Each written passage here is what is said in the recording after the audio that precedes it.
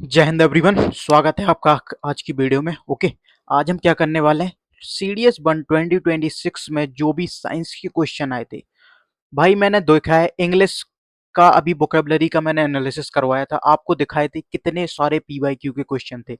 इसमें मैं दिखाऊंगा कितने सारे आपके क्वेश्चन पीवाईक्यू से रिलेटेड थे। पीवाईक्यू इवन मैं सारे सोर्स आपको दिखाऊंगा, चाहे वो आपकी एनसीईआरटी हो गई, चाहे वो आपका कोई 11th क्लास की हायर स्टैंडर्ड की बुक हो गई, तो वो मैं आपको सोर्स भी बताऊंगा उस चीज के। और पीवाईक्यू से सारे ही क्वेश्चन, मुझे लगता है 90% क्वेश्चन आपको पीवाईक्यू से मिल जाएंगे। 90%, समझ रहे हो?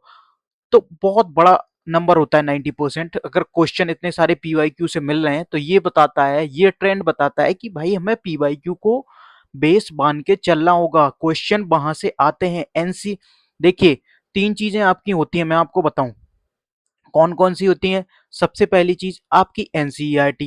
ठीक है, ठीक है। अब एनसीईआरटी बहुत कंडेंस फॉर्म में होती है, ठीक है, तो इनको हम नोट्स में कन्वर्ट करते हैं। तो फिर आ जाते हैं आपके नोट्स, ठीक है, जो कि एग्जाम टाइम में बहुत काम आते हैं। अब नोट्स कैसे बनाते हैं वो चीज इंपॉर्टेंट होती है। दो पार्ट होते हैं, एनसीईआरटी को इजी फॉर्म में नोट्स में कन्वर्ट करते हैं, और पीवाईक्यू एनालिसिस, वर्ड याद रखो, एनालिसिस, ठीक है, सिर्फ लगाना नहीं है, एनालिसिस। तो ये तीन पार्ट मिलके आपका एग्जाम क्लियर करवाते हैं। तीन पार्ट मिलके आपका एग्जाम क्लियर करवाते हैं, एनसीईआरटी, नोट्स और पीवाईक्यू। नोट्स कैसे बनते हैं, एनसीईआरटी और पीवाईक्यू को मिला के नोट्स बनाए जाते हैं, ठीक है। अब फॉर एग्जांपल कुछ क्वेश्चन आपके 9 10th एनसीईआरटी के ज्यादातर क्वेश्चन होते हैं, but some questions are related to 11th and 12th NCERT, right. कुछ 11वीं 12वीं के होते हैं। तो अब क्या, 11th 12th की भाई दो दो पार्ट हैं, दो पार्ट केमिस्ट्री के, दो पार्ट फिजिक्स के, दो दो पार्ट बायोलॉजी के, तो क्या सब पढ़ते फिरोगे? नहीं। कुछ इंपॉर्टेंट टॉपिक है, वो कहां से आपको पता चलेंगे इंपॉर्टेंट टॉपिक? पीवाईक्यू से, ठीक है। तो उन इंपॉर्टेंट टॉपिक को आप पीवाईक्यू से एनालिसिस करके, थोड़ा गूगल सर्च करके, थोड़ा मेहनत करके आप नोट्स बनाओगे, तब जाके वो नोट्स आपके काम में आते हैं, समझ गए? अभी मैं दिखाऊंगा आपको, वो मैं आपको बैच में प्रोवाइड भी करवाऊंगा। आपको 11th 12th की पढ़ने की जरूरत नहीं पड़ेगी, ठीक है। वो आपको नोट्स में इंक्लूडेड मिलेंगी, 11th 12th की एनसीईआरटी के जो इंपॉर्टेंट टॉपिक होते हैं वो, ठीक है, विद पीवाईक्यू लिखे हुए। क्लियर?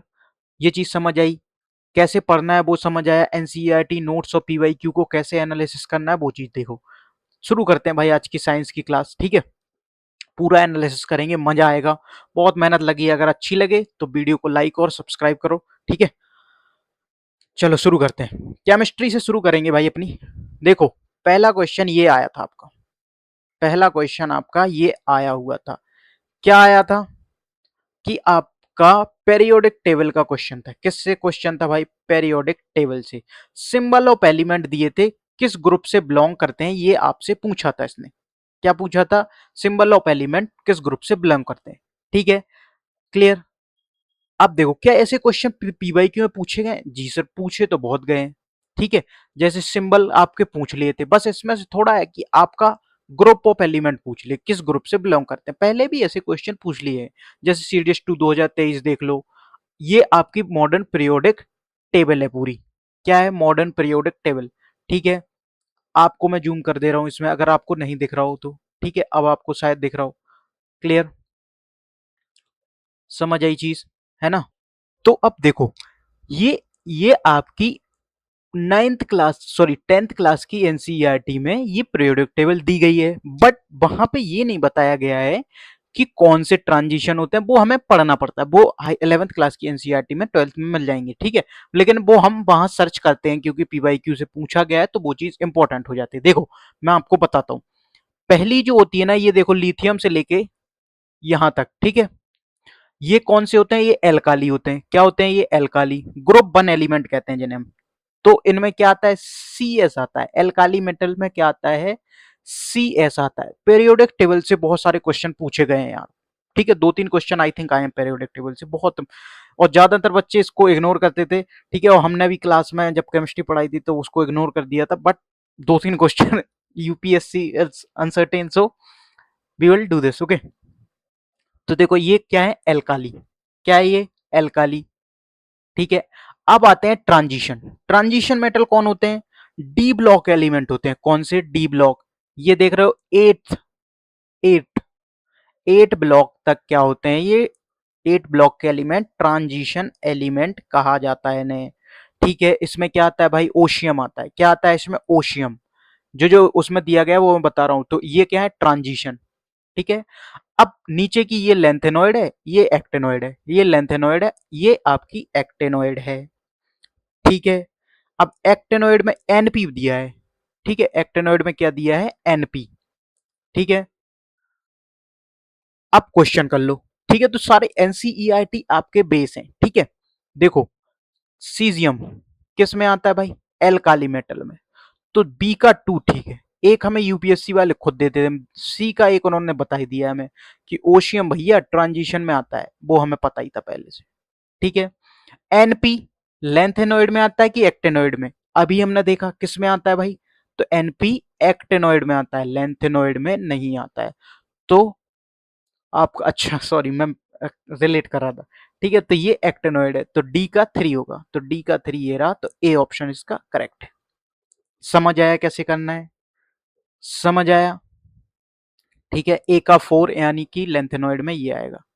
क्लियर हुआ, ट्रांजिशन, एल्काली, एक्टेनोइड, लेंथेनोइड। अब पेरियोडिक टेबल को अच्छे से पढ़ना पड़ेगा, उसको कैसे करते हैं। ठीक है, पेरियोडिक क्लासिफिकेशन बहुत इंपॉर्टेंट चैप्टर अब बन गया है, क्योंकि 100% सीएपीएफ में क्वेश्चन आएंगे, 100% इससे सीएपीएफ में आपको क्वेश्चन देखने को मिलेंगे। क्योंकि मैंने आपको बताया था जब सीजीएस और सीआईएसएफ 2026 हुआ था फेब में, उसके क्वेश्चन भी आपको किसमें देखने को मिले, सीडीएस और एनडीए में। तो ट्रेंड यूपीएससी के पीवाईक्यू से ही पता लगता है।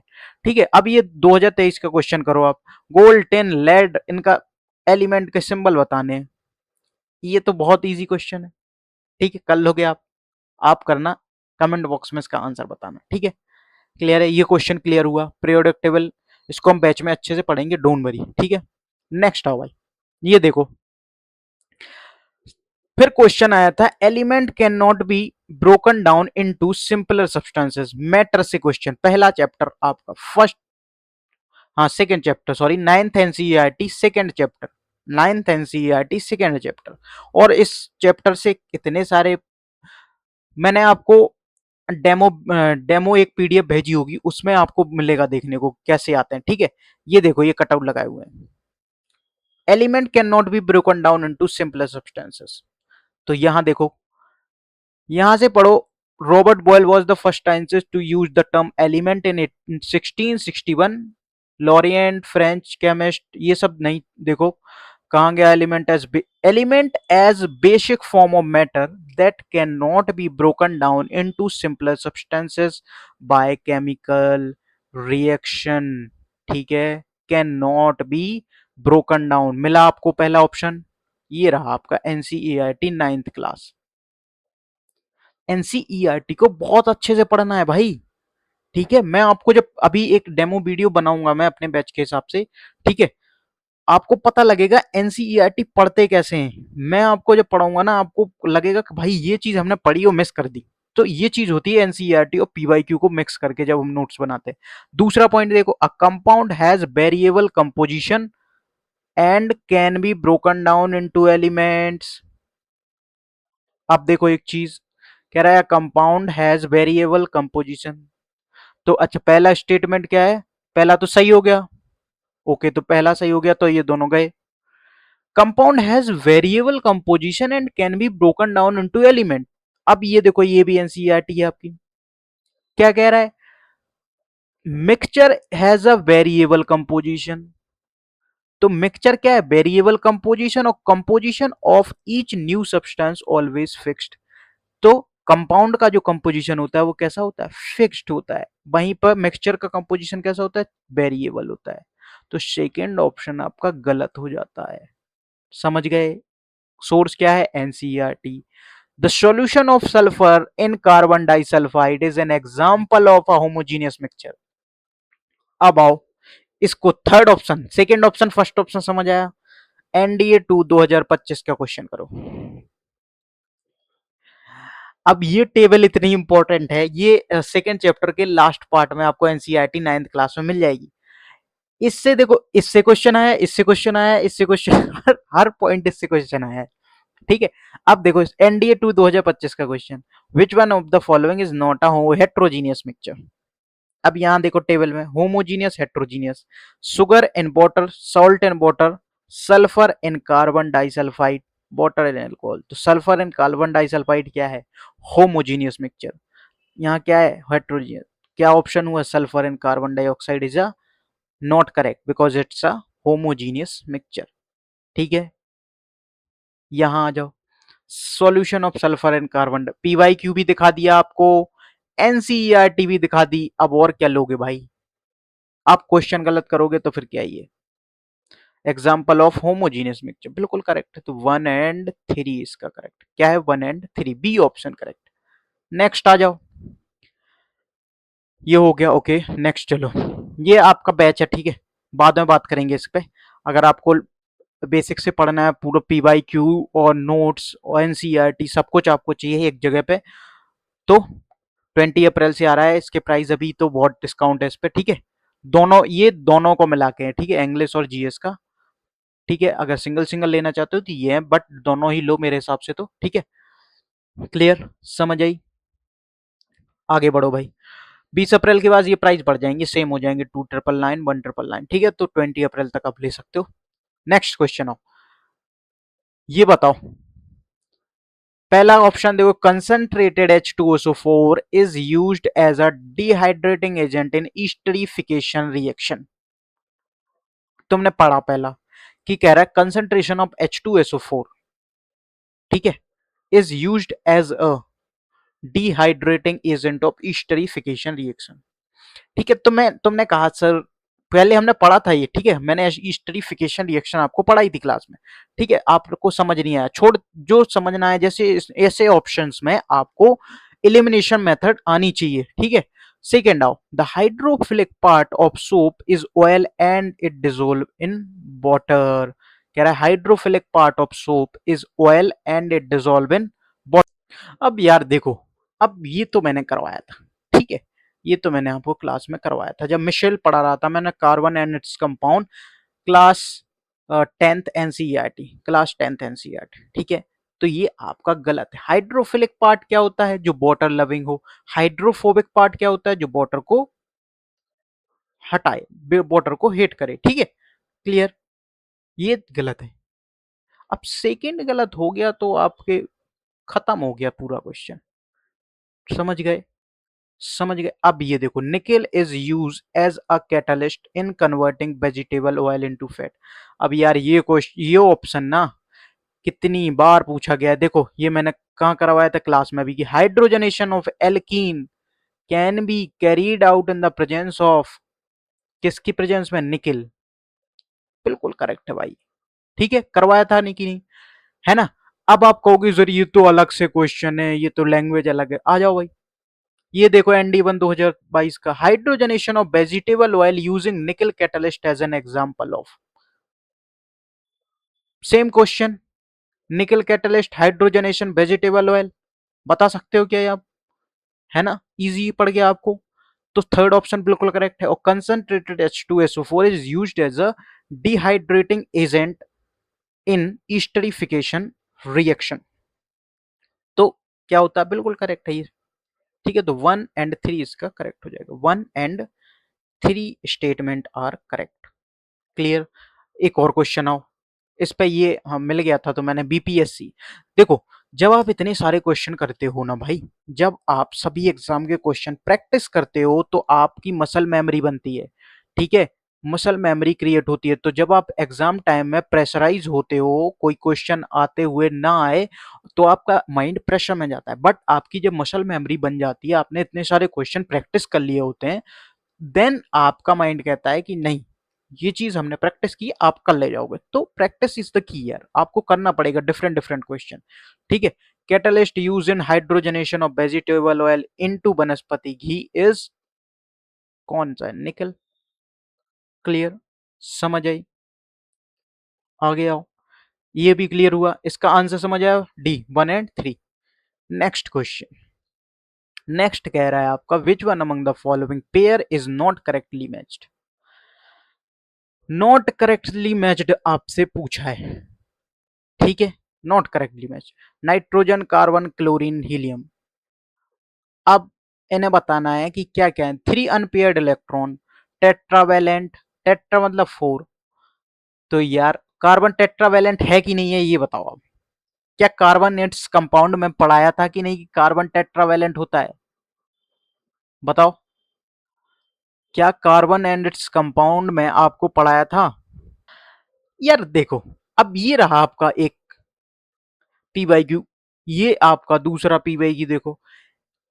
ठीक है, पी बाई क्यू डायरेक्ट नहीं आएंगे भाई, एक आध दो ही कुछ ही आते हैं, बट उनका बेस वही रहता है, क्वेश्चन को तोड़ मरोड़ के आपको वही देंगे अपने हिसाब। अब साइंस वही रहेगी राइट, बट अब साइंस को बदल तो वो सकते नहीं है, कुछ नया तो डिस्कवरी करेंगे तो बात दूसरी है। क्वेश्चन वही रहेंगे बट चीजें बदल देंगे। अब तो मैं सबसे इजी बताऊं, सबसे इजी क्या है, देखो बहुत इजी क्वेश्चन है। हीलियम क्या है? ये इनर्ट गैस होती है। इनर्ट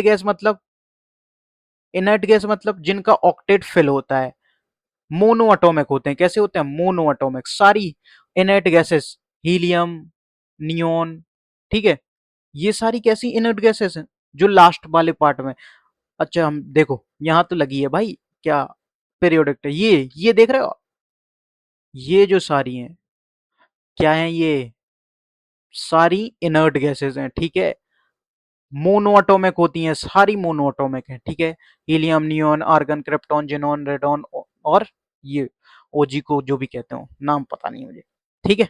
तो ये सारी इनर्ट गैसेस होती हैं, मोनोएटॉमिक होती हैं। तो ये बहुत इजी क्वेश्चन है और ये हर बार आता है, कई बार आ चुका है, तो ये डी ही गलत है आपका, ठीक है। तो डी ऑप्शन है। Chlorine two stable isotopic form. अब यार क्लोरीन कई बार पूछा जाता है, इसमें देखो क्लोरीन का मास एनडीए टू 2025/21 में इसका क्वेश्चन आया है, ठीक है, क्लियर, ठीक है। तो दो स्टेबल होते हैं इसमें। कार्बन टेट्रावेलेंट है, सबको पता है कार्बन टेट्रावेलेंट। नाइट्रोजन का एटॉमिक नंबर होता है 7। अब लगा लो, थ्री अनपेयर्ड इलेक्ट्रॉन होते हैं क्या नाइट्रोजन में? बताओ। तो भाई ऑब्वियसली कैसे करोगे इसको, देखो क्या होती है कन्फिग्रेशन, के एल एम एन सेल 2 8 18 32। अब देखो, 2 7, नाइट्रोजन का एटॉमिक नंबर क्या है? 7 7। 2 आ गया पहले सेल में, फिर कितने बचे? 5। तो 5 आ गए। अब इसमें अनपेयर्ड इलेक्ट्रॉन कितने बचे? 8 चाहिए ऑक्टेट फिल करने के लिए। कितने चाहिए? 8। तो 3 बचे, तो बैलेंसी कितनी हो गई? 3। अनपेयर्ड इलेक्ट्रॉन 3 हो गए, करेक्ट हो गया। देखो ये देख लो भाई, एटॉमिसिटी पूछी है इसमें आपसे, कर लो, इजी होते हैं भाई, आराम से कर सकते हो, ठीक है। ये क्वेश्चन भी समझ आया। इसका आंसर क्या है? डी। आंसर क्या है इसका? डी। पीडीएफ कहाँ मिलेगी? तो टेलीग्राम चैनल ज्वाइन करो, डिस्क्रिप्शन में लिंक है, आपको वहां पे पीडीएफ अवेलेबल हो जाएगी। अब ये आओ, क्या ये क्वेश्चन कठिन था? Packaged food are purged with nitrogen gas in order to prevent their oxidation. क्या पढ़ाया था? पढ़ाया था रेंसिडिटी, क्लास 10th। रेंसिडिटी कि जो चिप्स के पैकेट आते हैं उनमें क्या भर देते हैं? Nitrogen gas. क्यों भर देते हैं? ताकि वो टूटे ना, ठीक है, बहुत लंबे समय तक उसमें कैरी होकर रह सकें। तो रेंसिडिटी का क्वेश्चन आया था, तो पहला बिल्कुल करेक्ट है, नाइट्रोजन गैस ही फिल होती है, पहला करेक्ट है। तो दो ऑप्शन आपके खत्म हो गए।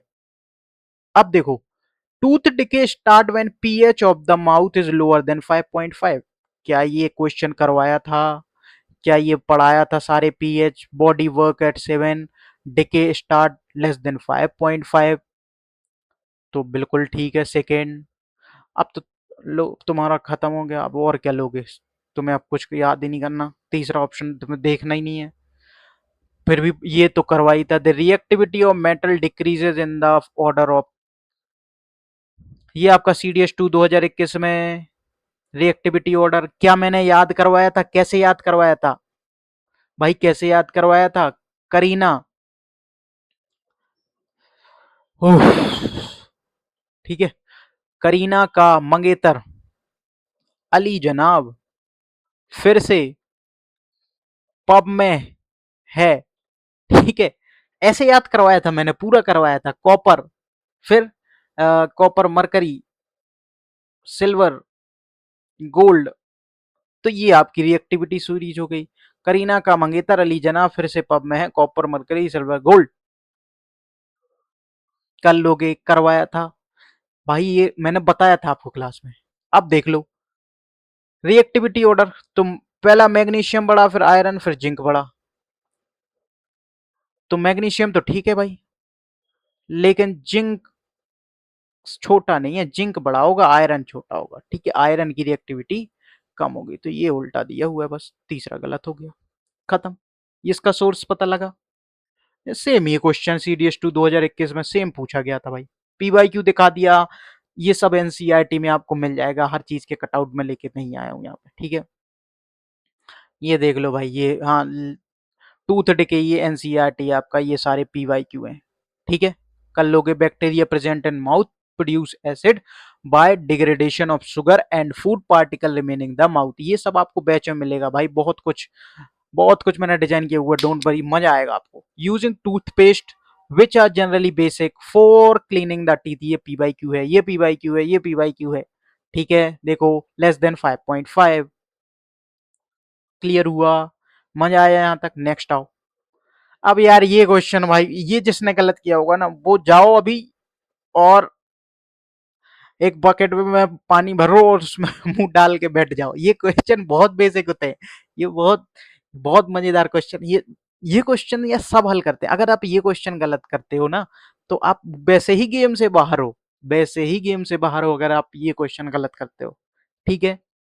ब्लीचिंग पाउडर कितनी बार बताया था, ये देखो पी बाई क्यू, ये सॉल्व भी करवाया था। Bleaching powder CaOCl2, not correct match पूछा, पहला सही है। सोडा एस, बेकिंग पाउडर, चलो तो मैं सोडा एस समझ नहीं आया, बेकिंग पाउडर, ये रहा बेकिंग सोडा, ये रहा बेकिंग सोडा, ठीक है। क्या है, NaSCO3, sodium hydrogen carbonate, NaSCl2, अरे बेकिंग सोडा यार।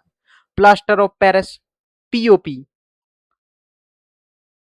पीओपी का ये फॉर्मूला सही है क्या, बताओ आप। अब इसमें कंफ्यूज, लेकिन तुम्हें ये पता होता है यार, तो सी ऑप्शन लगा देते, नॉट करेक्ट पूछा था, उसमें कुछ है ही नहीं। ये दो यहाँ जाएगा तो CaSO4.12H2 होता है पीओपी, प्लास्टर ऑफ पेरिस। बहुत इजी क्वेश्चन था, ज्यादा कुछ नहीं था इसमें, ठीक है। ये करेक्ट है, Na2CO3 सोडा एस, जैसे वॉशिंग सोडा कहते हैं, ठीक है। वॉशिंग सोडा जो किसमें काम आता है, परमानेंट हार्डनेस, किसमें, ये भी बताया था।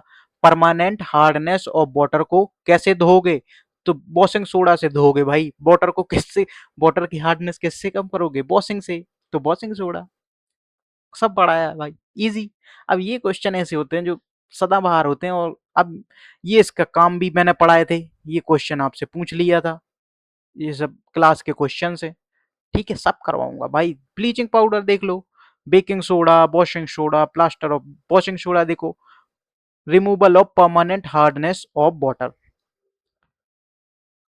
अब नेक्स्ट आओ, द टेम्पररी हार्डनेस, अरे गजब यार, in water is due to the presence of bicarbonate of calcium. The permanent hardness in water is due to the presence of soluble, ये नोट्स में दूंगा ना जब आपको, आप कहोगे भैया मजा आ गया, ठीक है, clear. Permanent hardness in water is due to the presence of soluble chloride and sulfate of calcium and magnesium. The permanent hardness in water is removed by adding Na2CO3 to water. तो तीसरा statement तो correct ही है भाई। अब यार ये question करके आए हो तुम, ये ना कर पाओ तो फिर तो तुम्हें लानत है, ठीक है। तीसरा करेक्ट है, तो ये खत्म हो गया सबसे पहले। अब आओ दूसरा, तो दूसरा और पहला भी करेक्ट है, दोनों करेक्ट है। Because the hard water it react to form calcium and magnesium salt with an, सब कुछ लिखा हुआ है। आपकी एनसीईआरटी का सोर्स भी मैं दिखा दूंगा, डोंट वरी, ठीक है। सब कुछ एनसीईआरटी से ही आया है, पूरा एनसीईआरटी और पीवाईक्यू बेस्ड। आपकी साइंस पूरी, जितनी मैंने साइंस का भी एनालिसिस किया है, पूरी एनसीईआरटी, पूरी पीवाईक्यू बेस्ड थी। और एक या दो क्वेश्चन को छोड़ छोड़ के, वो भी बायोलॉजी में और एक आध केमिस्ट्री में, सब क्वेश्चन इजी थे, सब क्वेश्चन इजी थे। आप 80 28 टू 28 आराम से लेके आ सकते थे 30 में से। ये देखो, which one among the following not correct, soap molecule are sodium and potassium salt of long chain carboxylic acid, ये रहा पढ़ाया था यार, बिल्कुल सही है। ये देखो soap, sodium potassium salt, ion एक पार्ट, सोडियम पोटेशियम साल्ट, ठीक है। और ये CDS NDA 1 2021 का क्वेश्चन, मुझे तो लगता है सेम ही पूछा है इसमें। कहाँ है देखो इसमें गलत बताना है, नॉट ट्रू। ठीक है, देखो soap are ammonium salt of long chain carbo, ये मैंने आपको क्लास में भी करवाया था। सोप आर अमोनियम साल्ट थोड़ी होते हैं, क्या होते हैं, सोडियम और पोटेशियम साल्ट। तो सही ऑप्शन आपका गलत था। इसमें ये दे दिया आपको उसी को सही करके। Micelle precipitate out of solution because of ion और ion repulsion. Grease gets collected at the centre of the micelle. Soap micelle scatter light. अब ये ऑप्शन तो भाई इतनी बार पूछा गया, ये गलत नहीं है, ये सही ऑप्शन है। ठीक है, सही ऑप्शन है, अभी मैं बताऊंगा आपको। डी ऑप्शन को देखो पहले। ठीक है, ये CDS 2021, CDS to 2019 sorry 2019, soap solution used for cleaning purpose appear cloudy. तो ये क्या करता है, रेप स्केटर करता है लाइट को। क्या, टिंडल इफेक्ट, कितनी बार बताया था क्लास में, टिंडल इफेक्ट शो करता है ये। टिंडल केमिस्ट्री क्लास में पढ़ाया है भाई मैंने। ठीक है, तो डी भी सही है, ए भी सही है। अब आओ दूसरे ऑप्शन। तो बी सॉरी सी ऑप्शन कह रहा है grease gets collected in the centre of the micelle. बिल्कुल ठीक है भाई, ग्रीस कलेक्ट होता है सेंटर पे ही कलेक्ट होता है, सबको पता है, सब पढ़ाया था भाई, ग्रीस कलेक्टेड होता है सेंटर पे। ठीक है, micelle precipitate out of solution because of ion ion repulsion. Micelle precipitate out of solution, भाई ये गलत है, बी ऑप्शन इसका गलत हो गया। ठीक है, क्योंकि आयन आयन रिपल्सन एग्जिस्ट करता है, लेकिन इट इज एक्चुअली प्रिवेंट करता है वो किस चीज को, मिशेल फ्रॉम कमिंग टुगेदर। ठीक है, प्रिवेंट करता है उसको। क्लियर है ना? तो क्या आंसर है इसका, बी। ठीक है, बी आंसर है इसका, बी। क्लियर।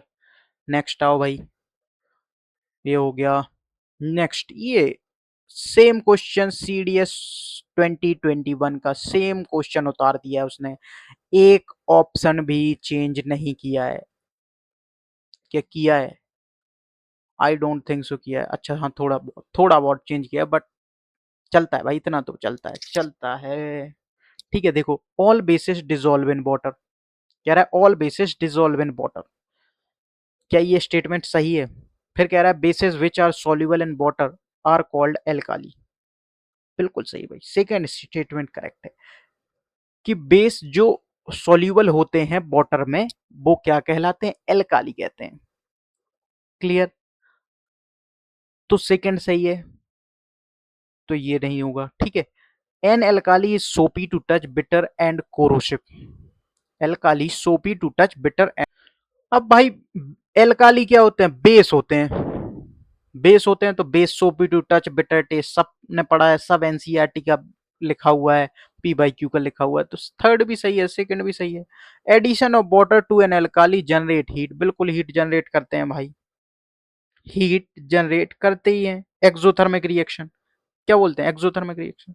क्या गलत है, ये गलत है। सभी बेस डिजोल्व वाटर में नहीं होते हैं भाई। ठीक है, जो बेस डिजोल्व होते हैं वाटर में उन्हें क्या कहते हैं, एल्काली कहते हैं। ये देख लो। और क्या ये 2021 से सॉल्व हो सकता है? बिल्कुल हो सकता है। All the bases are alkali, all the bases are alkali, all alkali dissolve in water. तो भाई ये सेकंड तो ठीक है, alkali are soapy to touch bitter in taste and corrosive. बस सेकंड सही है, तो तुम्हारा सी ऑप्शन हो गया। गलत हो गया, खत्म। नेक्स्ट आओ, ये देखो मॉडर्न पीरियोडिक टेबल से क्वेश्चन। मॉडर्न पीरियोडिक टेबल से क्वेश्चन क्या कह रहा है, the atomic radius increase on moving from left to right across the period.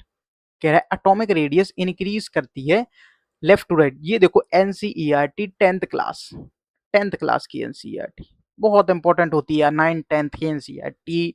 मतलब क्या कह रहा है, देखो यहाँ the atomic radius decreases in moving from left to right along the period. Decrease करती है, इंक्रीज नहीं करती, पहला नहीं होगा। ठीक है, दूसरा देखो germanium tellurium copper are transition metal. ठीक है, germanium tellurium and copper are transition metal. क्या वो पेरियोडिक टेबल याद है? भाई कितने क्वेश्चन, 3 से 4 क्वेश्चन देख चुका हूं मैं पेरियोडिक टेबल से। जर्मेनियम टेलुरियम और कॉपर। अब देखो, देखो कॉपर क्या है, कॉपर तो भाई ट्रांजिशन मेटल है, बट जर्मेनियम और tellurium, germanium tellurium transition metal नहीं है। ये क्या है? ये मेटलॉइड है। क्या है? मेटलॉइड, मेटलॉइड, ठीक है। ये देखो, the two isotope of chlorine occupy the same position. तो सेकंड भी इसका गलत है, राइट? सेकंड भी गलत, okay. The two isotope of chlorine occupy the same position in the periodic table. Two isotope of chlorine occupy the same, तो बिल्कुल ठीक है भाई, ठीक है ना ये? हाँ ठीक है, ठीक है, ओके, ठीक है। क्लोरीन, क्लोरीन से यार बहुत क्वेश्चन पूछे जाते हैं। क्लोरीन 17, ये क्वेश्चन भी पूछा गया यार, पीवाईक्यू से था, मैंने लगा नहीं पाया हूँ, अभी ध्यान आया मुझे। Metallic property of calcium, beryllium, beryllium and strontium follows the order. ठीक है, तो फोर्थ भी आपका करेक्ट है, ठीक है, करेक्ट है, ओके, क्लियर। इंक्रीज होती है डाउन दी ग्रुप, ठीक है। एटॉमिक साइज क्या होती है? इंक्रीज होती है डाउन दी ग्रुप। यार ये प्रोडक्ट टेबल में पढ़ाऊंगा यार, बहुत इंपॉर्टेंट हो गया है, इसको अच्छे से पढ़ाऊंगा मैं, बैच में तो पढ़ाऊंगा, यूट्यूब पे भी पढ़ा दूंगा इसको, बहुत इंपॉर्टेंट चैप्टर है ये, इसको अच्छे से पढ़ाना पड़ेगा, ठीक है। 3 और 4 इसके करेक्ट, 3 और 4 आर करेक्ट, क्लियर। तो ये आपकी केमिस्ट्री खत्म हो गई है, ठीक है, ये आपकी केमिस्ट्री खत्म हो गई आधे घंटे में, ठीक है। नेक्स्ट आते हैं भाई अपनी फिजिक्स कर लेते हैं थोड़ा, फिर बायो भी करनी है हमें। भाई न्यूटन का सेकेंड लॉ कहता है, न्यूटन का सेकेंड लॉ पूछा है आपसे, न्यूटन का सेकेंड। आपको, मुझे तो याद है एक अंकल ने मुझसे पूछा, एक मुझे, मैं तब से नहीं भूला हूँ, एक अंकल ने मुझसे पूछा, कहते हैं कि न्यूटन का सेकेंड लॉ बताओ। फर्स्ट, शायद फर्स्ट और थर्ड तो सबको पता है, हमें याद क्या है? हमें याद है F equal to M A. अब ये मैंने बता दिया, अरे बोले ये F equal to M A होता है। भाई इतने मजे लिए फिर उन्होंने, ठीक है। तब से मुझे ये डेफिनेशन याद हो गई कि rate of change of momentum is directly proportional to applied external unbalanced force. NCERT, 9th class NCERT, law of motion chapter 2, ठीक है। The second law of motion state that the rate of change of momentum of an object is proportional to the applied unbalanced force in the direction of force। क्या है? D option, खत्म। Next आओ, which one of the following give a triple point in bottle. देखो, basically ये 11th या 12th class का part है, but चूंकि ये पीवाईक्यू में पूछा गया है, तो इसको आप ये नहीं कह सकते कि ये आउट ऑफ सिलेबस आपको दे दिया है कि नहीं कर पाए, ठीक है। सीएपीएफ में 2020 में ये क्वेश्चन पूछ लिया था, तो ये रिस्पॉन्सिबिलिटी आपकी बनती है कि आप पीवाईक्यू लगाओ। भाई यूपीएससी कह रहा है मैंने पिछले पूछा है, तुम कह रहे हो कि 11th 12th में दिया है, नहीं, वो पीवाईक्यू का पार्ट है, और एनसीईआरटी पीवाईक्यू का ही पार्ट होती है, समझ गए? क्लियर। अब देखो, सीएपीएफ में क्या पूछा था कि at triple point the substance coexist in liquid phase, solid phase और वेपर फेज। तो तीनों में एग्जिस्ट करते हैं, तीनों में एग्जिस्ट करते हैं। अब ट्रिपल पॉइंट क्या होता है वो समझो, नीचे, और ये सारे क्वेश्चन तो आप कर लोगे, ठीक है। तो the triple point of a substance is a temperature and pressure at which three phases gas, liquid and solid of that substance coexist in thermodynamic equilibrium. तो ये किसका पार्ट है? थर्मोडायनेमिक का क्वेश्चन आपसे पूछ लिया था, ठीक है, बट पीवाईक्यू से था तो इसे मैं नहीं मानूंगा, ठीक है। ट्रिपल पॉइंट क्या होता है? जिसपे गैस, लिक्विड और सॉलिड कोएग्जिस्ट करते हैं, क्लियर। अब ये देखो, triple point is at 0.01 degree Celsius and 0.006 atmospheric pressure for oxygen it is -218 point, और यही आपसे पूछा है, क्लियर। अब यहाँ पे ये सेल्सियस में दिया हुआ है, यहाँ पे इसको केल्विन और पास्कल में, लेकिन जब आप ये क्वेश्चन देखोगे तो आपको पता लगेगा the triple point water exist at temperature pressure etch, बताओ। तो 273.16 केल्विन और 6110.02 पास्कल, ठीक है। तो सारे पीवाईक्यू जब आप करोगे ना, तो आपको अंदाजा हो जाएगा कि आपको क्या करना है क्या नहीं, समझ गए? जब आप डिफरेंट डिफरेंट पीवाईक्यू करोगे तब आपको समझ आएंगी चीजें। अब ये पीवाईक्यू को आप एनालिसिस करते तो आप ये क्वेश्चन को बनाने के काबिल होते, बट आप ये छोड़ के आए होगे, ये सब ने छोड़ा होगा, क्योंकि ये अगर किसी ने अच्छे से पढ़ाई की होगी तो ही वो कर सकता है इस क्वेश्चन को बनना, तो किसी के पल्ले ही नहीं पड़ा होगा, ठीक है। अगर किसी ने अच्छे पीवाईक्यू का एनालिसिस किया है, अच्छे से पढ़ा है, तो कर लेगा। तो पीवाईक्यू आर इंपॉर्टेंट। ये क्वेश्चन का एसएससी जेई का, at triple point for water which of the following not equal to zero. तो क्या होती है एंथैल्पी। ठीक है, ये अच्छा क्वेश्चन है, ये हो सकता है अगली बार पूछ ले ट्रिपल पॉइंट से। ठीक है, तो अब देखो ट्रिपल पॉइंट के सारे क्वेश्चन तुमने कर लिए हैं, सारे पीवाई, तो अब क्वेश्चन आएगा तो आप कर लोगे। ठीक है, नेक्स्ट आओ। कह रहा है which one among the following has the least coefficient of thermal conductivity. कह रहा है लीस्ट कोफिशियंट क्या है थर्मल कंडक्टिविटी का। ठीक है, थर्मल कंडक्टिविटी का। अब थर्मल कंडक्टिविटी होती क्या है वो समझो। यहाँ आओ, ये देखो सबकी थर्मल कंडक्टिविटी मैंने आपको दे रखी है। सबकी थर्म सबसे ज्यादा किसकी थर्मल कंडक्टिविटी होती है, तो मेटल्स की होती है, फिर मरकरी, ग्लास, ब्रिक, और सबसे वाटर की सबसे कम, और फिर एयर की भी उससे भी कम होती है। समझ गए आप, समझ गए। सबसे कम किसकी होती है, एयर की, और वाटर की फिर उससे ज्यादा होती है, फिर मरकरी आ जाता है, और फिर मटेरियल कोई आ जाता है, अगर जैसे कॉपर, गोल्ड, सिल्वर वगैरह, तो इनकी ज्यादा होती है। अब इसमें बताओ तो वाटर की या हाइड्रोजन की। देखो कॉपर, एल्यूमिनियम क्या है, मेटल, तो इनकी थर्मल कंडक्टिविटी क्या होगी, ज्यादा होगी। भाई ये वर्ड को मत जाओ थर्मल कंडक्टिविटी करो, बहुत बड़ा वर्ड है, नहीं भाई। थर्मल कंडक्टिविटी मतलब जो कंडक्टिविटी ज्यादा करे, टेम्परेचर ज्यादा जो दे ले। ठीक है, तो इनकी कंडक्टिविटी बहुत ज्यादा होगी मेटल की, फिर वाटर की होगी, फिर किसकी सबसे कम होगी, हाइड्रोजन। हाइड्रोजन क्या है, गैस है। गैस क्या है, एयर है, तो एयर की सबसे कम होती है, तो हाइड्रोजन की सबसे कम होगी। ये देखो substance minimum value for thermal conductivity, UPPCS. मैं जब करवाऊंगा ना बैच में, इतने सारे क्वेश्चन आपको पीसीएस के मिलेंगे, आप फिर जब एग्जाम में बैठना फिर बताना। एयर, ठीक है, ठीक है। अगर हाइड्रोजन नहीं होता तो क्या होता, फिर वाटर हो जाता। ठीक है, क्लियर। नेक्स्ट, ये थर्मल कंडक्शन है, कर लोगे आप, एयर, वाटर, मरकरी, फिर ब्रास। क्लियर, सब कुछ अवेलेबल है, पीडीएफ आपको मिल जाएगी टेलीग्राम की डिस्क्रिप्शन में, लिंक है, जाके ज्वाइन करो। एक्सरे से क्वेश्चन आया था आपके, कहां से, X-ray can be deflected by. आओ आपको बताता हूं, पी बाई क्यू के सोर्स, ये देखो दिख रहे हैं, सीडीएस 2025, सीडीएस 2015।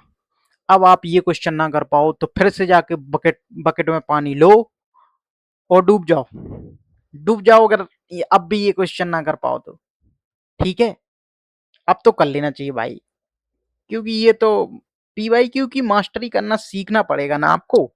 समझ गए, तो सिंपल सा, not deflected by electromagnetic field, neither by electric nor bye, neither, same question 2025 का यहाँ पूछ लिए। अब खत्म, नेक्स्ट आओ। कह रहा है electrical resistivity of a conducting wire is correct. Electrical resistivity के बारे में क्वेश्चन था, किसके बारे में, इलेक्ट्रिकल रेजिस्टिविटी। फॉर्मूला याद है क्या, रेजिस्टेंस का, रो एल अपॉन ए। ये क्या होती है, रेजिस्टिविटी। ठीक है, length, area of cross section, इन सब पे क्या डिपेंड करता है, रेजिस्टेंस। बट रेजिस्टिविटी किस पे डिपेंड करती है, किसी पे डिपेंड नहीं करती, ना लेंथ पे डिपेंड करती है, ना एरिया पे। किस पे डिपेंड करती है, तो टेम्परेचर पे। क्या क्वेश्चन बने हैं, सीडीएस 2021 का क्वेश्चन देखो, we are given three copper wire, तीन कॉपर वायर दिए डिफरेंट लेंथ के, लेंथ डिफरेंट है, different area of cross section है, विच वन करेक्ट है। देखो तो क्या पूछिए, copper wire 50 centimetre length, 1 millimetre diameter, highest resistivity. Copper wire 25 centimetre, ये कुछ नहीं होगा। All wire would have same resistivity, सबकी सेम होगी, क्योंकि रेजिस्टिविटी लेंथ पे, एरिया पे डिपेंड ही नहीं करती। तो लगा लो ये, conductor increase in the resistivity of conductor remain same if the length of wire is change. खत्म, क्या है, सी ऑप्शन। सॉल्व हुआ, मजा आया इस क्वेश्चन में, बताओ क्या ये पी बाई क्यू से था। जी हाँ बिल्कुल, मैंने कहा था 90% क्वेश्चन पी बाई क्यू से करवा दूंगा। ठीक है, समझ आई, इजी रहा। ये आपकी एनसीईआरटी है, देख लेना, पढ़ लेना आराम से। ठीक है, ये रेजिस्टेंस है, ये रेजिस्टिविटी है, पढ़ लेना आराम से। Independent of the shape and size, sorry, length and area depend on nature and temperature, खत्म, क्लियर। आओ, इलेक्ट्रिक सेल के बारे में आपसे क्वेश्चन था, किससे, इलेक्ट्रिक सेल से। ठीक है, primary cell is rechargeable, Secondary cell is can be used only once. EMF of a battery is the power provided by the battery per unit current. The unit of EMF is joule. तो इसमें से क्या बताना था, correct बताना था मैं. तो पहले देखो समझो, प्राइमरी सेल के एडवांटेज डिसएडवांटेज, सेकेंडरी सेल के एडवांटेज और सेकेंडरी सेल के डिसएडवांटेज, समझ गए, क्लियर. अब देखो primary cell, simple design and easy to use, relatively expensive, single use application, widely available. Disadvantage क्या है, कैन नॉट बी रिचार्जेबल. तो प्राइमरी सेल को रिचार्ज नहीं कर सकते, ठीक है. Generate more waste disposal after one use, ठीक है. तो मोर वेस्ट, ये ज्यादा वेस्ट क्रिएट करते हैं. वहीं पर सेकेंडरी सेल क्या है, तो इन्हें रीयूजेबल किया जा सकता है और रिचार्जेबल होते हैं ये, ठीक है. आओ क्वेश्चन आप कर सकते हो. तो प्राइमरी सेल इज रिचार्जेबल, क्या यहाँ पे था, कैन नॉट बी रिचार्ज्ड, तो पहला गलत हुआ. Secondary cell can be used only once, नहीं भाई, सेकेंडरी सेल को रीयूजेबल होते हैं. कैसे होते हैं, reusable. EMF of battery is the power provided by the battery per unit current. बिल्कुल बिल्कुल भाई, क्या होता है, पढ़ा है तुमने कभी, electromotive force, electromotive force, EMF, ठीक है, क्लियर, समझ गए. The unit of EMF is joule, नहीं भाई, क्या होती है, क्या होती है, जूल नहीं होती है. क्या होता है, तो बोल्ट होता है. क्या होती है, बोल्ट होती है. ईएमएफ की यूनिट क्या होती है, बोल्ट. तो सी ऑप्शन इसका करेक्ट है, सी ऑप्शन इसका करेक्ट है. नेक्स्ट, नेक्स्ट आओ, ये आप कर लेना यार, इलेक्ट्रिक सेल ट्रांसफॉर्म करता है किसको किसमें, ये पीवाईक्यू का है, आप कर लेगो, ठीक है. ये नेक्स्ट क्वेश्चन है भाई, बहुत बहुत इंपॉर्टेंट क्वेश्चन है. कह रहा है an object is launched horizontally, object launch किया गया horizontally from a height 45 metre above the ground with a speed 10 metre per second. The time at which the object will hit the ground is, कहां से question है, तो motion से question है. कहां से, मोशन, ठीक है. कौन सी इक्वेशन लगेगी, S equal to U T plus half A T square, half A T square, ठीक है. अब इसको ग्रेविटी में जाना है, ठीक है. कैसे जाना, वर्टिकल वैल्यूज में, वर्टिकल वैल्यू में जाओगे तो कैसे लगेगा, H equal to 1/2 G T square, ठीक है. अब ग्रेविटी की जगह पे 10 ले लेना, टाइम की जगह पे आपको टी स्क्वायर ही रखना है, टाइम क्योंकि आपसे पूछा ही है. और हाइट की जगह पे आप क्या रखोगे, 45 मीटर हाइट रख दो, तो आपका आ जाएगा. तो आपका टोटल आ जाएगा, देखते हैं भाई, 145 equal to 1/2 into 10 into T square, ठीक है. ये हो गया. अब 2 2 पंचे 10 हो गया, 5t² इक्वल टू 45, 5 को 45 से डिवाइड करो तो 9, टी स्क्वायर बराबर 9, तो टी बराबर 3 आ जाएगा, रूट लग जाएगा, ठीक है. तो 3 सेकेंड होगा, क्लियर. समझ में नहीं आया होगा, इसको एक बार और रिवाइंड करके देख लेना, आ जाएगा, ठीक है.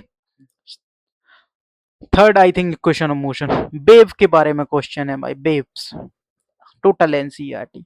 साउंड वेव कैसी होती है, ज्योग्राफी का अर्थक्वेक वाला चैप्टर पढ़ा हो तो, साउंड वेव कैसी होती है, तो लॉन्गिट्यूडनल होती है. कैसी होती है, लॉन्गिट्यूडनल. पढ़ो यहाँ देखो, देखो वेव मोशन, ये एनसीईआरटी का पार्ट है, ठीक है. लॉन्गिट्यूडनल वेव मोशन क्या होता है, wave motion in which individual particle of the medium simple harmonic motion about the mean position same direction wave is propagated, ठीक है, क्लियर. वहीं पर ट्रांसवर्स वेव कैसी होती है, vibration of particle in a medium and the propagation of wave perpendicular to each other. Transverse, मैंने आपको geography में जब करवा रहा था तब आपको याद करवाया था कि ट्रांसवर्स को कैसे याद रखोगे, ट्राइंगल से. ट्राइंगल कैसा होता है, राइट एंगल ट्राइंगल, तो ये कैसी होंगी, परपेंडिकुलर. क्वेश्चन पे आओ. If the particle of medium move along the direction of motion the wave is called longitudinal wave. Okay, if the particle of medium move perpendicular to the motion called transverse wave. ठीक है, transverse wave may involve change in the shape of the medium whereas longitudinal wave involve the change in the density. तो अगर आपने geography का topic पढ़ा होगा तो आपको याद होगा। देखो ट्रांसफर वेव क्या क्रिएट करती है, क्रस्ट एंड ट्रफ। क्या क्रिएट करती है, क्रस्ट एंड ट्रफ। ठीक है, तो ये शेप चेंज कर देती है। ठीक है, वहीं पर लॉन्गिट्यूडनल वेव डेंसिटी को काम करती है। ठीक है, बढ़ाती है। तो तीनों स्टेटमेंट इसके करेक्ट है, 1 2 3। ओके, तीनों करेक्ट हैं। तो ये आपकी फिजिक्स भी खत्म होती है। अब हम चलते हैं बायोलॉजी, फिर बायो खत्म करके फिर खत्म करेंगे इसको। ठीक है, बायोलॉजी का पहला क्वेश्चन कहाँ गया भाई, इतने सारे क्वेश्चन आ गए हैं।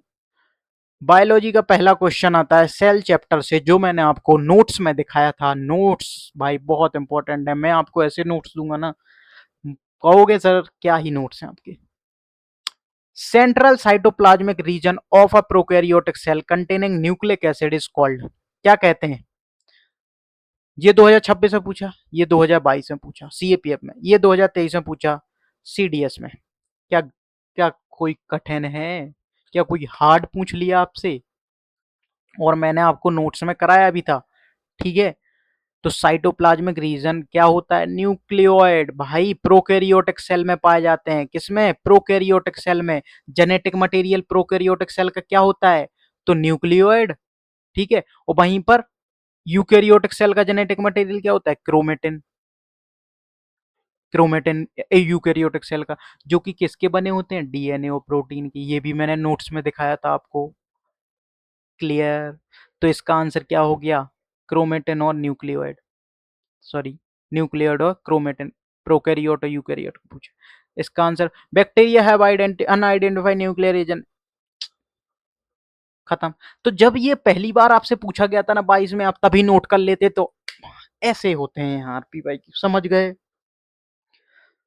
चीजें क्लियर हुई हैं आपको कि नहीं, मजा आया कि नहीं। एक और क्वेश्चन इसमें पूछा गया था, ये देखो, which one of the following structure is not found in prokaryotic. तो प्रोकैरियोटिक में क्या नहीं होता, न्यूक्लियर एनवेलप नहीं होता है। बाकी बाकी मैंने कैसे याद करवाया था, सीपीआर।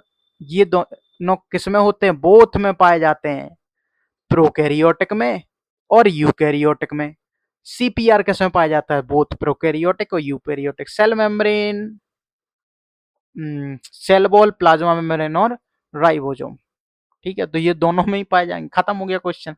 सीपीआर से तुम सॉल्व कर लेते, क्या ये नहीं करवाया था मैंने पीवाईक्यू मास्टरी में, सेल वाले चैप्टर में, बायोलॉजी वाली क्लास में करवाया था सीपीआर। और एक और क्या करवाया था, एमएनपी, माइटोकॉन्ड्रिया न्यूक्लियस प्लास्टर, जिनके पास दोनों होते हैं, डीएनए और राइबोसोम। अब नहीं कुछ कहूंगा, ठीक है, बाकी आप समझदार हो, पढ़े लिखे आदमी हो। ठीक है, ओके आगे चलो। Nearly all infant benefit from milk but most adult can not properly digest milk. हाँ भाई, डाइजेस्ट नहीं कर पाते हैं, और अब तो पैकेट वाला दूध आता है तो वो तो वैसे ही डाइजेस्ट हो जाता है, उसमें केमिकल मिले होते हैं। If an elderly person can still digest milk, his body is producing enough of, अरे लैक्टेज होता है यार, कुछ था ही नहीं उसमें क्वेश्चन में। ये तो बहुत सेल्यूलोज, अमाइलेज, अमाइलेज कहाँ होता है सलाइवर में, पैक्टेज वैक्टेज कहाँ पाया जाता है यार। ये डाइसैकेराइड, CDS2 2025 करना आप।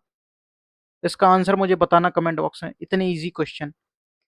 ये देखो, lactose is an disaccharide sugar compost one molecule of glucose, अरे वो तो आंसर बता दिया है।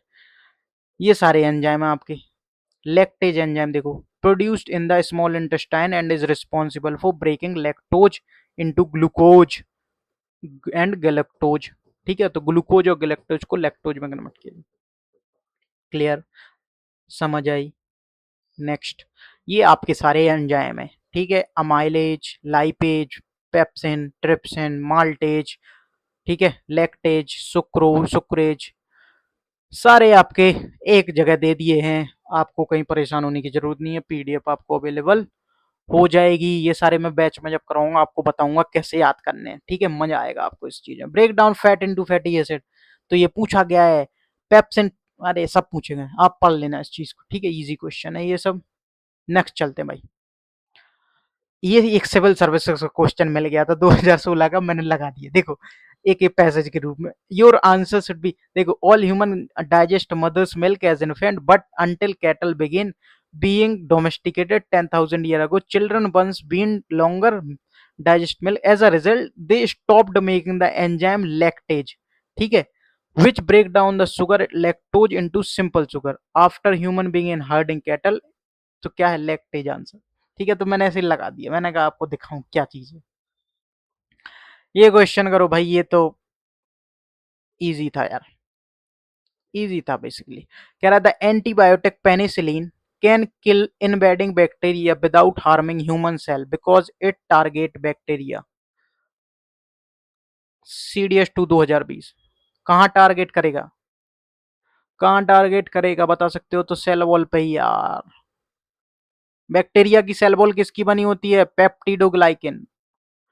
ठीक है, ये देखो antibiotic such as penicillin block किसको ब्लॉक करता है? सेल वॉल फॉर्मेशन को। ठीक है, ऐसे तो क्वेश्चन दे दिए थे उसने। ए आंसर मिला इसका।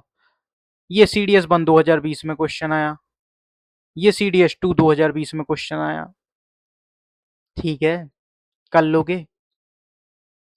ये आप ही करना, ये आपके लिए, मैं अभी कोई वो नहीं बता रहा हूं। ठीक है, क्लियर।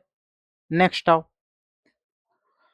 ये देखो, कह रहा है researcher in studying different type of cell in which cell type encounter highest number of lysosome. भाई मैंने लाइसोसोम को बहुत पढ़ा, बट ये क्वेश्चन मैं बना ले जाता।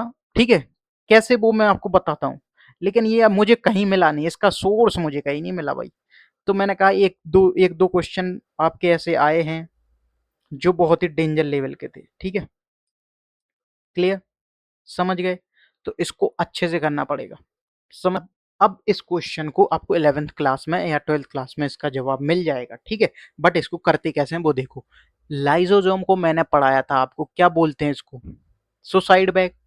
क्या बोलते हैं? Suicide bag of the cell. ठीक है, ऐसे पढ़ा जाता है, तब जाके क्लियर होता है एग्जाम। ठीक है, डाइजेस्टिव, ये क्या करता है? अपने खुद के डाइजेशन करता है। ठीक है, खुद के सेल को डाइजेस्ट कर लेता है, लाइसोसोम कर लेता है भाई, सबको पता है ये चीज। ठीक है, सेम डब्ल्यूबीसी में क्या होता है? फेगोसाइटोसिस होता है। क्या होता है? फेगोसाइट्स। फेगोसाइट्स क्या होता है? न्यूट्रोफिल। ठीक है, न्यूट्रोफिल। और क्या होता है? मैक्रोफेज। तो लाइसोसोम को, सॉरी, डब्ल्यूबीसी को सबसे ज्यादा लाइसोसोम की जरूरत पड़ती है। क्यों? क्योंकि ये फेगोसाइट्स करती हैं। ठीक है, खुद की सेल को खा जाती हैं। ठीक है, तो सबसे ज्यादा जो नंबर ऑफ सेल लाइसोसोम पाए जाएंगे वो किस में पाए जाएंगे? डब्ल्यूबीसी में। डी आंसर है इसका। ठीक है, आगे आओ। नेक्स्ट, ये रहा एक क्वेश्चन, कैरेटेनॉइड से था। ये आपकी 11th क्लास की बायोलॉजी है, 11th क्लास बायो। ठीक है, 11th क्लास की बायोलॉजी। ठीक है, नॉट अ फंक्शन ऑफ कैरेटेनॉइड पूछा है उससे। ठीक है, नॉट अ फंक्शन ऑफ कैरेटेनॉइड आपसे पूछ लिया है। ठीक है, ये मैंने आपको 11th क्लास की बायोलॉजी दिखाई है। तो पहला ऑप्शन क्या कह रहा है? Responsible for yellow orange, yellow orange how हो hues, sorry, of autumn leaves. तो ये तो भाई करेक्ट ही है, ये यहाँ आपको मिल जाएगा कहीं। ठीक है, मैंने यहाँ पे लगा नहीं पाया हूँ। ठीक है, बट मतलब टिक नहीं लगा पाया हूँ। Yellow carotenoid, yellow and yellow orange, ये रहा देखो, yellow carotenoid, yellow and yellow orange. तो बिल्कुल सही है। ठीक है, ये यहाँ देख सकते हो आप। दूसरा, protecting chlorophyll from photo oxidation. तो ये देखो, प्रोटेक्ट क्लोरोफिल ये फ्रॉम फोटो ऑक्सीडेशन, दूसरा ऑप्शन मिला।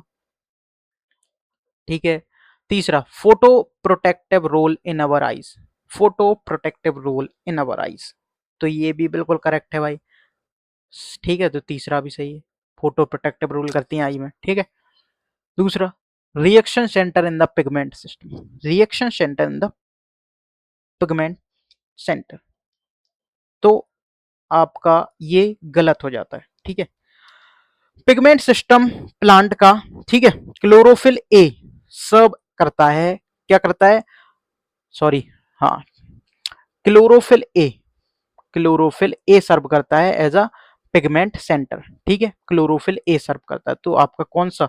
आपका डी गलत हो जाता है, डी आपका गलत हो जाता है, बाकी तीनों से होते हैं। और सोर्स क्या है आपका? Class 11th NCERT.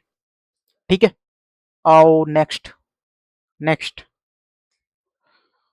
ये रहा। अच्छा, ये तो ठीक है, एक PYQ था, CHSL 2021 में आया था, ठीक है। ये नोट्स हैं आपके, देख लेना आप लोग, ठीक है। ये देखो, a world class chess champion has curly hair, attached earlobes, freckles. Which one of the following trait is not correct, likely to passed on the next of spring? तो ये बेसिकली हेरिडिटरी का क्वेश्चन था, ठीक है। Reasoning का question कहते हैं इसे, ठीक है। तो ये तो आसानी होते हैं। कौन सी स्किल? चेस स्किल आपकी ऑफ स्प्रिंग में नहीं जाएगी, बाकी हेयर चले जाएंगे, ईयर लोब चले जाएंगे, अटैच्ड फ्रिकल्स चले जाएंगे, ठीक है। बाकी आपकी स्किल चेस वाली नहीं जाएगी। चेस तुम खेलते हो, तुम्हारा बेटा नहीं खेल पाएगा क्या ये। In human which chamber of the heart receive oxygen rich blood from the lungs first? यार ये सारे क्वेश्चन, ये 2002, 22 कह रहा है oxygen rich blood from the lungs first. तो मैंने आपको इसके नोट्स बताए, देखो ऐसे नोट्स बनाए जाते हैं जो समझ में आए। देखो मजा आ रहा है, ठीक है। क्वेश्चन क्या पूछा है कि heart receive, which chamber of the heart receive oxygen rich blood from the lungs, ठीक है। तो देखो ये आपका राइट एट्रियम, राइट वेंट्रिकल, ठीक है। ये आपके बॉडी पार्ट, तो बॉडी पार्ट से ब्लड जाएगा राइट एट्रियम में, राइट एट्रियम से जाएगा आपका राइट वेंट्रिकल में, फिर पल्मोनरी आर्टरी से होती हुई लंग्स में जाएगा डीऑक्सीजनेटेड ब्लड, फिर लंग्स से आएगा लेफ्ट एट्रियम में। देखो ऐसे बना लो, सब आ जाता है, मजा आ जाता है ऐसे तो फिर, ठीक है। ये आपका हार्ट है। तो ऑक्सीजनेटेड ब्लड पहली बार किस में आता है? लेफ्ट एट्रियम में, ठीक है, लंग्स से। भाई वो तुम्हारा क्वेश्चन कह रहा है कि which chamber of the heart receive oxygen rich blood from the lungs, तो लेफ्ट एट्रियम में। किस में आता है? लेफ्ट एट्रियम में। Following chamber of the human heart receive the deoxygenated blood from the body. अब ये आप कर ही सकते हो, डीऑक्सीजनेटेड ब्लड कर लोगे ना भाई, तो राइट एट्रियम में डीऑक्सीजनेटेड ब्लड आता है, ठीक है। पल्मोनरी आर्टरी, कैपिलरी, ये मैंने आपको क्लास में करवाए थे, तो आप जाके देख सकते हो इसको। Oxygenated blood from lung is received by, oxygenated blood from lung, ये कर लोगे, इजी क्वेश्चन है, कर लेना यार आराम से, ठीक है। ये देख लेना, आराम से आ जाएगा, ठीक है, देख लोगे। ऐसे नोट्स में लेंगे ना आपको। इसमें बताओ क्या छूटा है, क्या तुम इस क्वेश्चन को कौन सा नहीं तोड़ दोगे? Valves, lub dup sound, ventricle half thick, सब कुछ मिलेगा। ये तो एक पेज है यार, ठीक है। ये देखो, consider the following statement with reference to manure and organic farming. तो मैन्योर और एंड ऑर्गेनिक फार्मिंग का ये क्वेश्चन, तो बेसिकली आपकी बायोलॉजी की एनवायरमेंट वाला जो लास्ट चैप्टर होता है उससे, तो उससे क्वेश्चन आप, तो उससे क्वेश्चन आपका देखना। पहला देखो, बर्मी compost rich in organic matter, बिल्कुल जो केचुए होते हैं वो होते हैं ऑर्गेनिक मैटर में, पहला सही है, ठीक है। Bio fertilizer and bio pesticide are not used in organic farming, not used in organic farming. Bio fertilizer और बायो, देखो देखो देखो देखो, बायो फर्टिलाइजर कौन होते हैं पता है तुम्हें? पता है ना क्या क्या होते हैं बताओ?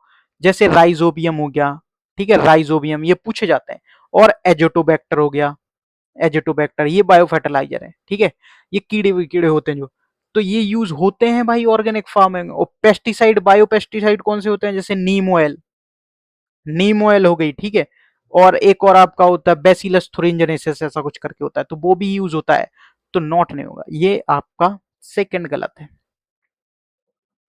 ठीक है। तो 1 एंड 3 इसका, सॉरी 3 देख लो। Crop rotation is beneficial in controlling insect pest and weeds, सही बात है भाई, करता है, तो 1 एंड 3 हुआ, बी ऑप्शन इसका करेक्ट हो जाएगा, ठीक है। नेक्स्ट आओ। ये तो यार 23 का क्वेश्चन ही पूछ लिया तुमसे, और भी बहुत बार पूछा है, ये देखो 17 में भी पूछा है, ठीक है। क्लियर, ठीक है ना भाई। अब देखो माइटोकॉन्ड्रिया क्या करता है? Maintenance of cell shape, detoxification, अरे detoxification of liver, storage of chemical and cell enlargement, cellular respiration, तो क्या करता है? रेस्पिरेशन का काम माइटोकॉन्ड्रिया। ये देखो रेस्पिरेशन रेस्पिरेशन रेस्पिरेशन, ठीक है। समझ आई? एक आचार एक वो तुम्हें खुद ही दे देगा।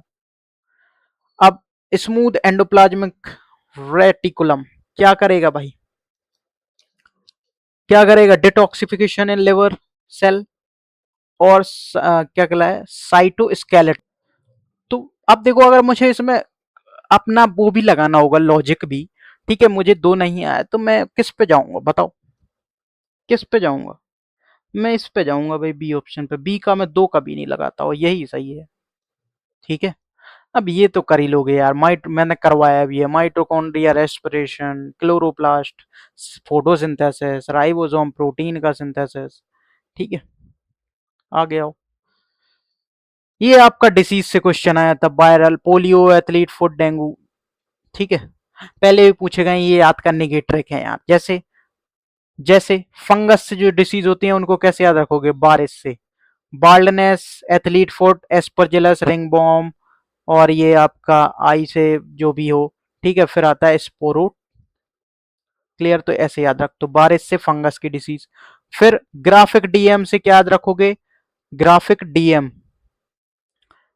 तो ग्राफिक डीएम से rabies, sorry goitre, rabies, AIDS, polio, hepatitis, influenza, chicken pox, dengue और मिजिल्स। ठीक है, तो क्या है भाई, ये देखो, ये सारी क्या है, ये बैक्टीरियल डिजीज है। क्या है ये, बैक्टीरियल डिजीज। कैसे याद रखोगे, two gold potato chips, typhoid, whooping cough, gonorrhoea, leprosy, diphtheria, pneumonia.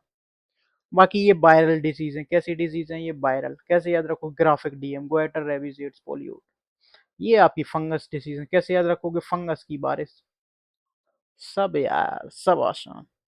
Polio, polio क्या वायरल डिजीज है? बिल्कुल है भाई। एथलीट फुट फंगस है, बिल्कुल है। अब देखो, बारिश, बारिश, बाल्डनेस, ये रहा आपका एथलीट फुट, ये रहा आपका पोलियो, वायरल डिजीज। ठीक है, डेंगू फीवर नॉन, अरे नहीं यार, वायरल डिजीज है। ठीक है, भूपिंग का बैक्टीरियल, बिल्कुल है। तो सी इसका गलत हो गया। क्या हो गया, सी इसका गलत हो गया। ठीक है, अब इसमें देखो, disease not caused by virus, cholera, chicken pox पे कर लोगे। अब सारी टिक्स तुम्हारे पास है। ठीक है, कर लोगे ना भाई, हो गया खत्म। तो मैं कह रहा हूँ, मजा आया कि नहीं? ठीक है, सारे क्वेश्चन मिल गए, पीवाईक्यू, एनसीईआरटी का पता चला सोर्स। ठीक है, क्लियर, समझ आई चीजें, समझ आई। तो 2 मिनट में अपने बैच के बारे में बता देता हूँ, जो कि 20 अप्रैल से आ रहा है आपके लिए। उसमें क्या खास होने वाला है वो देखो। ठीक है, इंग्लिश और जीएस दोनों कैसे कवर करेंगे, पीवाईक्यू, पहले पीवाईक्यू क्विज होगी, पीवाईक्यू एमसीक्यू क्विज होगी, जितने भी total almost 100 question every chapter. ठीक है, 100 पीवाईक्यू। तो आप फिर क्या होगा, फिर उसकी एनालिसिस भी, एनालिसिस आएगा, एनालिसिस वीडियो आएगी, या एनालिसिस की आपको पीडीएफ मिलेगी। ठीक है, एनसीईआरटी से किस किस लाइन से कौन कौन से क्वेश्चन आए वो मैंने आपको डेमो में दिखाया था। ठीक है, फिर क्या होगा, फिर आएगी नोट्स वीडियो। नोट्स कैसे बनाते हैं, नोट्स जो मैं आपको प्रोवाइड करवाऊंगा वो चीज, तो नोट्स की पीडीएफ आपको मिलेगी।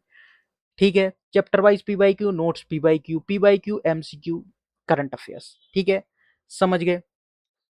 इंग्लिश में भी सेम चलेंगे, वीकली मॉक टेस्ट आपके अवेलेबल हो जाएंगे, डोंट वरी। ठीक है, सब कुछ। और ऐसा नहीं, एनडीए, सीडीएस, सीएपीएफ के बहुत सारे एग्जाम के पीवाईक्यू आपको मिलेंगे। तो अगर आपको कनेक्ट करना हो तो इस नंबर पर व्हाट्सएप कीजिए। ठीक है, क्लियर है। और वो पीवाईक्यू मास्टरी वो सब तो आपको मिलेगी, सही, मंथली मैगजीन सब मिलता है यार, सब मिलेगा, डोंट वरी। ठीक है, 20 अप्रैल से ये प्राइस बढ़ जाएंगे, तो 20 अप्रैल तक आप इसको परचेज कर लीजिएगा। 20 अप्रैल से बैच स्टार्ट हो गया, तो लास्ट 19 अप्रैल आपके पास डेट है। ठीक है, मजा आया? बताओ वीडियो कैसी लगी। तब तक के लिए जय हिंद, मिलते हैं अगली वीडियो में, अगले एनालिसिस में। ओके, थैंक यू, जय हिंद।